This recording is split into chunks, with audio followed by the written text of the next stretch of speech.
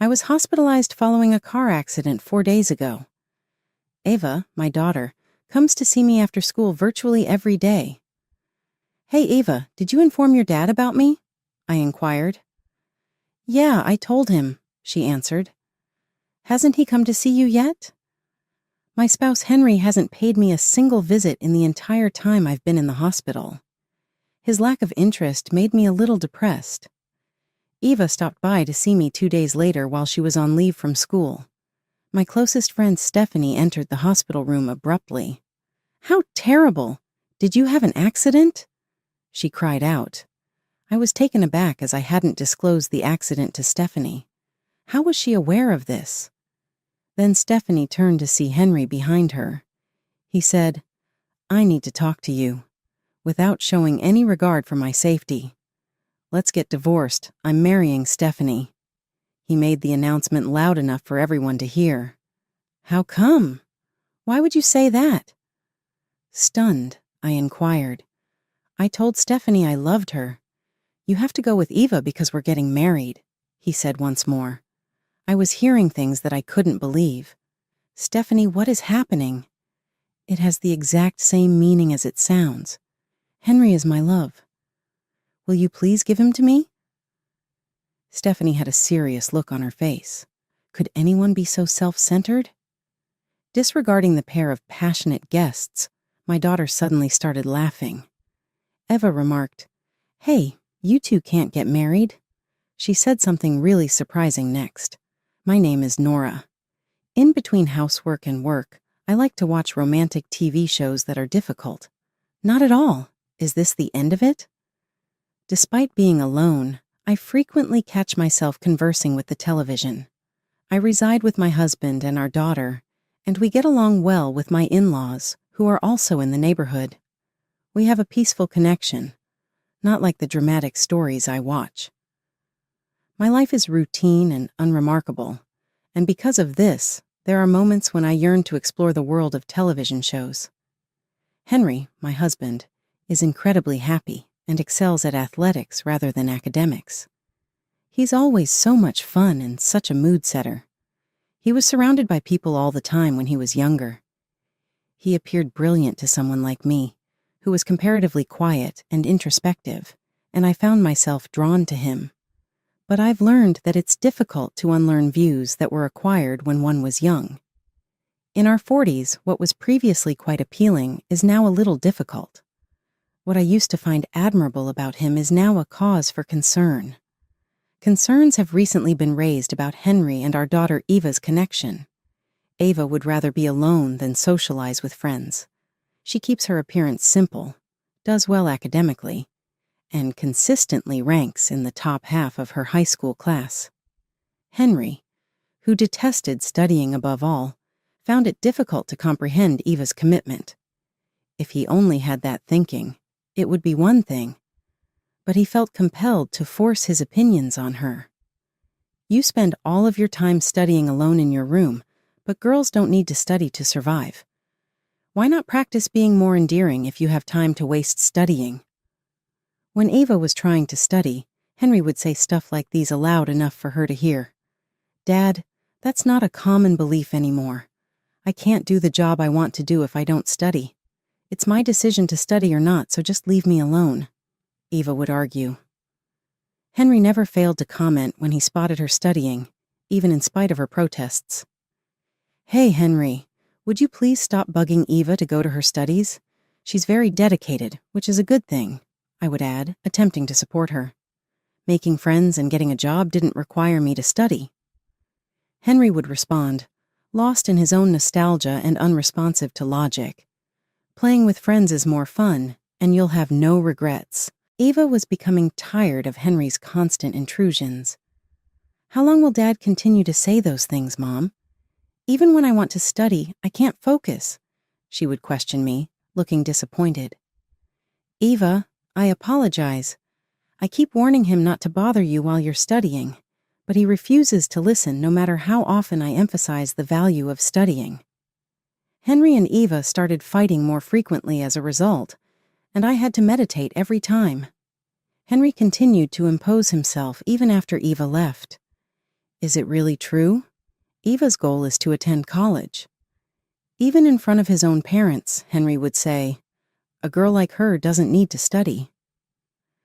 Don't say words like that since they are directed at a female. Gender is no longer a factor in today's world. Maybe you should go back and study yourself before you criticize others. His parents, Wilson and Leah, would plead, unable to bear to watch their granddaughter belittled. Henry would pout when anyone, even his parents, disagreed with him. He would whine, "Why is everyone against me?" His concerns would get worse on the days that Wilson and Leah reprimanded him, and he would take a break from communicating with Eva and myself. One day, while returning from a shopping trip, something unexpected occurred. "Hey Nora, is that you? How much time has passed? Do you still recall me?" "Stephanie? Do you currently live here?" My closest friend Stephanie, who moved out of state after graduating from middle school, was the one who reached out to me. I always kind of envied Stephanie since she was always so knowledgeable about nails, makeup, and clothes. Despite the fact that I could only study and she could not, we managed to get along and spend a lot of time together. In return for educating me about fashion, Stephanie would often get help from me to study for exams. We corresponded via letters for a while after her move, but the frequency of the letters decreased as we both became more busy with friends. It was a long overdue reunion, since we had grown fairly apart. So I got married and had a kid over there, but a lot happened, and now I'm back here. Ah, I see. That had to have been difficult. Yes, my spouse did really cheat on me. By the way, when is a good time for me to visit your home? I would like to catch up. Come on over, of course. I would love to talk. As a result, Stephanie and I got back in touch, and our families began interacting. Due to their shared traits, Henry and Stephanie got along well and grew close right away. They used to have lively chats, as if they had been friends forever whenever Stephanie came to visit. Eva's age was around the same as Stephanie's kid, who shared her mother's strong sense of style. Eva would make an effort to be cordial whenever Stephanie and her daughter visited, but they didn't seem to get along. She stated my looks and clothes are plain, and that it's unbelievable that I'm not into dating or fashion. Though she's a little younger than me, she makes me feel inferior, Eva told me after they'd gone. It makes no difference what you do because everyone is unique. Put it out of your mind. I think you're fantastic in your current state. I attempted to console her, but every time Eva and Stephanie were together, Eva's daughter would pester her. The time that had been spent since Henry and Stephanie last spoke had significantly decreased. Henry was quite devoted to Stephanie's daughter, and it appeared that he enjoyed it too. Stephanie is having trouble with a light not working in her house. I'll go check it out this weekend. It must be tough for her as a single mom. I should help her out whenever I can, Henry said, feeling sorry for her single-parent situation. He started going over to Stephanie's house to help out more often, and Stephanie didn't show any hesitation in accepting his help. Really, Henry can do anything, and he's so reliable and quick. I'll keep asking for his help. Stephanie praised and flattered Henry right in front of me. Henry, enjoying the attention, wasn't entirely displeased. As a result, Henry started mentioning Stephanie more often and became more engrossed in her. Stephanie, who used to visit regularly, started to visit less frequently, and Henry started to spend more time away from home. Don't you think that lately, Dad, you're spending too much time at Stephanie's place? Is she truly in such need of assistance? I don't believe Stephanie is totally defenseless, Eva said. Mothers who are single have a lot on their plates. Who will assist her if I do not? Henry answered. Eva and I were becoming more and more irritated with Henry since it appeared like he was more worried about Stephanie's home than ours. I gently brought up our displeasure with Henry, but he made no adjustments to his behavior. Eva and I were unable to ignore the fact that he visited Stephanie's residence 3 days in a row. Please pay a little more attention to our family. After all, Stephanie is simply a friend, I remarked. Dad, I really don't understand what you're thinking, said Eva. Henry exclaimed with a sigh. I wish Stephanie and her daughter were my real family, instead of being stuck with such dull people. I never thought I'd hear those words. I was too shocked to say anything. After this occurrence, I started to lose my love for Henry. Henry and I started having just the most basic conversations as our home life grew icier. Ava and Henry appeared to be further apart than before. It was bound to happen. I reasoned that it would be sufficient as long as we could live comfortably. I went shopping after having that thought. There was a loud crash and the sound of brakes as I finished and started to ride my bike home. I was lying on the ground when I awoke. Everything around me was aflutter. I gently opened my eyes, attempting to process what had transpired. My groceries were all over the place, and my bike was tossed far away. I thought, oh, I was in an accident. My whole body hurt as soon as I had that notion. In the distance, I could hear the sirens of ambulances. I endured the discomfort while I awaited the arrival of the ambulance. The discomfort caused me to lose consciousness even on the way to the hospital. Ava came over as soon as the treatment was over, and I was back in my hospital room. Mom, are you okay? I apologize for worrying you, Ava. I'll have to stay here for a while, they said. Just that you're alive pleases me. I was somewhat concerned. I'm hoping you feel better soon. I was sorry to have worried Eva. Although I couldn't recall much about the collision, I was sincerely thankful to still be alive. For now, I'll focus on getting better quickly. That's how my hospital stay started. Ava came to see me after school almost every day starting on the 4th day of my hospital stay, but Henry hadn't shown up once. I believe he is aware of my accident and the fact that I have a broken leg and am in the hospital. Perhaps Ava was reluctant to talk to him, which is why she didn't inform him. Hey, Ava, did you tell your dad about me? Yes, I did tell him. Is he still yet to visit you? No, not even once. If you tell him, though, that's fine. Had the hospital gotten in touch with him as well? Dad needs to stop by and say hello. Even though we didn't converse much at home, he needs to at least pay his wife a visit while she is in the hospital. Henry's lack of interest made me a little depressed. When Eva came to see me 2 days later while she was on break from school.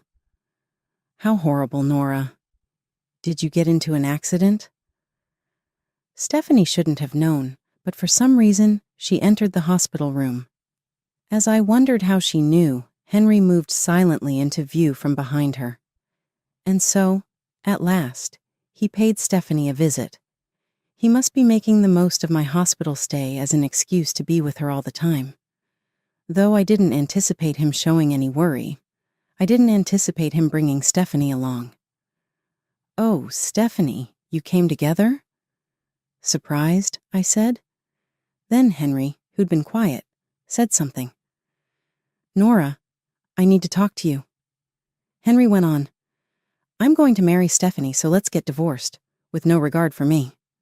Perplexed, Eva and I exchanged glances. What? Why did you say that? Startled, I inquired. I asked again, thinking I had misheard. I told Stephanie I loved her. You and Eva must go because we are getting married. I had absolutely no understanding of what he was saying. It reminded me of a moment from a television show that I watch every day. I turned to Stephanie after realizing I would never go anywhere talking to an ecstatic Henry. Stephanie, what is this about?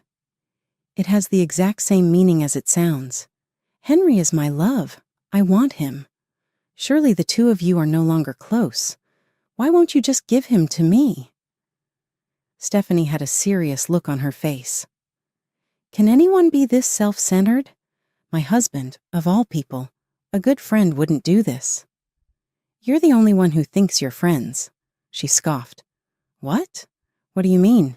You've always been having fun, Nora. You never had the same sense of style as me. But you were intelligent, so I stayed because it was practical. You were a huge assistance to me during those exams back then. I was the only one who believed we were friends, and Stephanie merely saw me as someone who could be used. Stephanie went on, feeling pleased about making fun of me. Henry and I have a good relationship, and he appears content with me. I believe I'm a better fit for him. Stephanie smirked and whispered in my ear, "Besides, he doesn't seem to be having any financial difficulties." You know, Henry's respectable pay really wowed Stephanie. She was going to throw Eva and me out and replace us, all the while pretending she needed to have an affair with him. Fully enamored with her, Henry fell deeply in love with Stephanie. They wanted to complete the divorce while I was unable to act, as I was now conveniently in the hospital. Their careless actions gave me the impulse to sigh. This is something I never thought would happen to me. It feels like a scene from a television show. Stephanie and Henry were waiting triumphantly for me to give up, but I was bothered by the two enthusiastic people. Eva burst out laughing. She had not spoken before. "You two aren't meant to be married. Don't you know, Dad?" Eva then said something unexpected. "Stephanie, you're in the middle of a divorce because you cheated and you're getting asked for huge alimony." Stephanie said her husband had cheated on her when we got back in touch, but it was a total fabrication. After Stephanie was found to have cheated and was ordered to leave, divorce procedures were initiated. She was searching for her next source of financial assistance during the divorce, and Henry was the ideal candidate. After Stephanie obtained Henry's commitment to marry her, she intended to file for divorce and waited the 6 months required for them to be able to remarry. Additionally, she intended to use Henry's money to pay for her husband's alimony, as well as that of her affair partner's wife after getting remarried. "That is untrue. I cherish Henry so much," Stephanie yelled. Eva persisted, nonetheless, undaunted. "Well, everything was conveyed to me by Stephanie's kid. She covered a wide range of topics. Ultimately, my mother and I were made fun of as though we were not even involved." Eva had foreseen this outcome by sensing Henry and Stephanie's relationship in some way. She dug up all the soil she could with Stephanie's daughter's help. Eva's daughter denigrated her, so in an attempt to prove her dominance, she revealed all the family secrets when Eva brought up the possibility of Henry and I being divorced. Because of this, Eva was aware of Stephanie's scheme and prepared to use it as a trump card when the appropriate moment arrived. I think that my constant efforts in her education, together with all the divorce and legal knowledge I imparted from the TV shows I watched, have contributed to her ability to acquire information and judge situations calmly. My kid is still in high school, but even still, I'm in awe of her intelligence and initiative. After learning that her scheme had been discovered, Stephanie urgently called her daughter. "What on earth were you talking about? I cannot carry out my idea because of you. All I have left is nothing. It's a good cash cow at last." On the phone, Stephanie and her daughter began to argue. After realizing this, Henry came to the conclusion that he had been duped for his money. "Huh?" Henry was speechless, too astonished by the abrupt turn of events. As it turned out, Stephanie had picked on Henry because she believed he was wealthy and assumed he was a business president. Although Henry really worked for his in-laws, he had pretended to be in control in order to win Stephanie over. It had backfired on Henry's typically cheery and cocky demeanor, and all I could do was laugh at the ridiculousness. Henry panicked, knowing Stephanie's whole strategy and motivations. "I apologized to Nora." Henry stumbled. "Please forget what I said earlier." "What things are you talking about?" Ava's cool-headed comment startled Henry. "I made up that I wanted a divorce. In the heat of the moment, I just said it." Henry slouched and silently observed my behavior, noticing without commenting. It was a lie. "Mom, are you listening?" asked Eva. "Yes, I can hear you clearly." I was never going to forgive him for having an affair with Stephanie, even if he was lying. Henry could have prevented this if he had exercised good discretion. Eva and I were unable to forgive Henry. We stood there for a long moment, unable to speak until Henry asked, "But you two can't live without my salary, right? Divorce would be difficult." His brief period of regret soon passed as he threatened us, suggesting that we would struggle to make ends meet without his income. Henry exuded confidence in his ability to keep Eva and me going. "Henry, we can function perfectly fine without you. As you advised, we will proceed with the divorce, and I will make sure Wilson and Leah are aware of this." "Please don't," Henry begged. "Please don't tell them." "What's done is done, regardless of your opinion," I firmly retorted. I sighed deeply and begged him to go for the time being. Once I was in the hospital room alone, I started to think about how a TV show's lead character might handle this.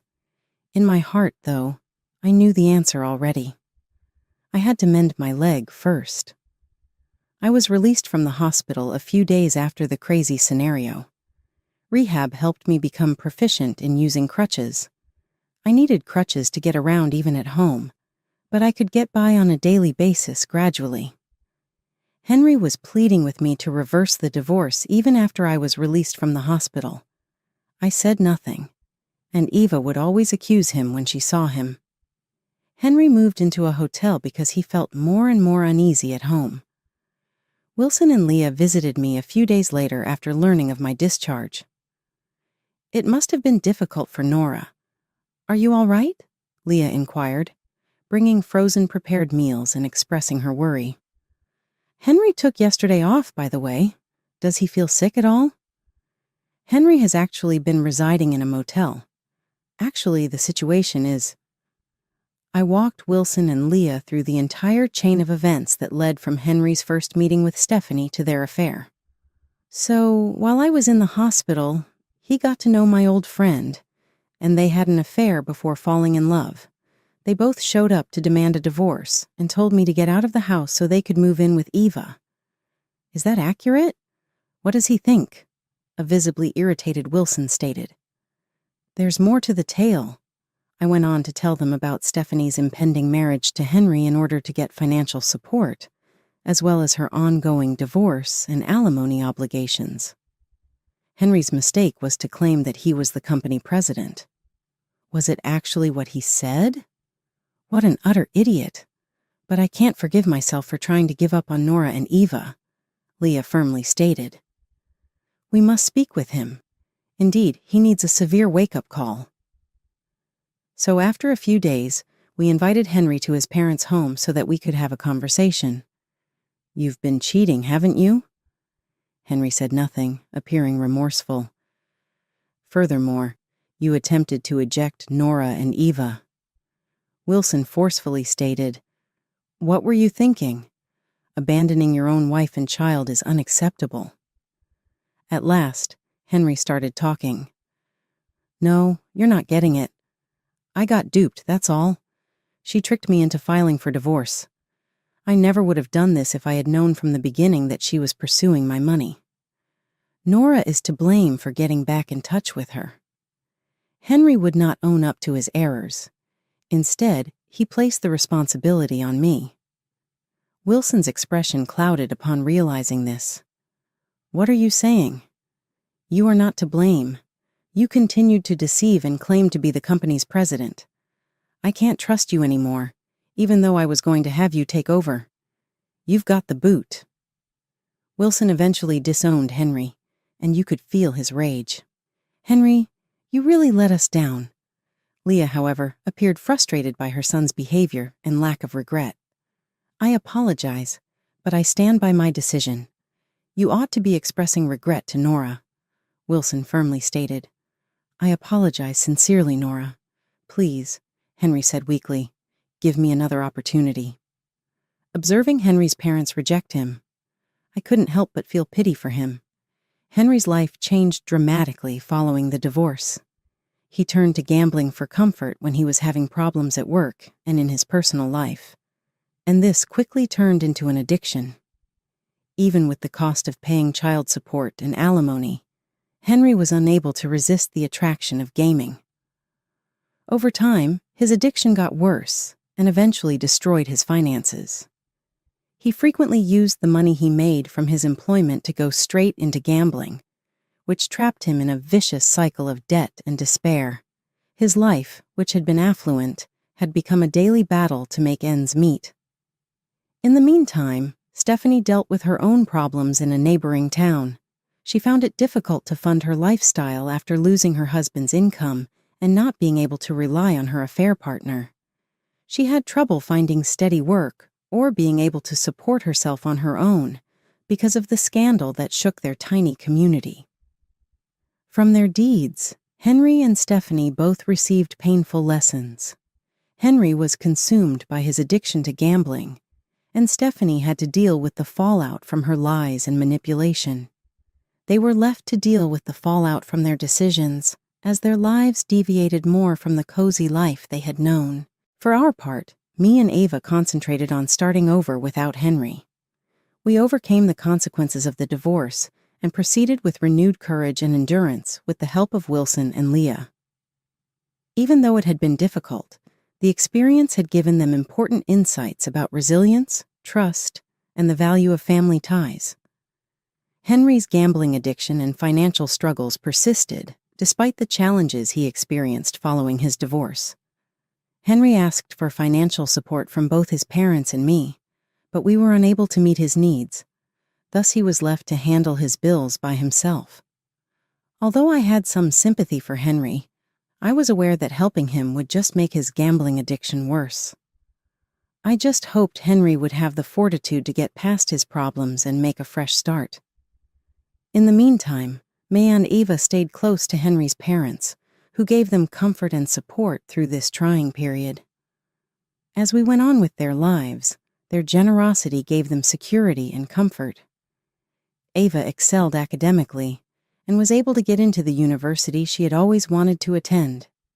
She enjoyed a happy college life while pursuing her dream of becoming a researcher with my and Henry's parents' support.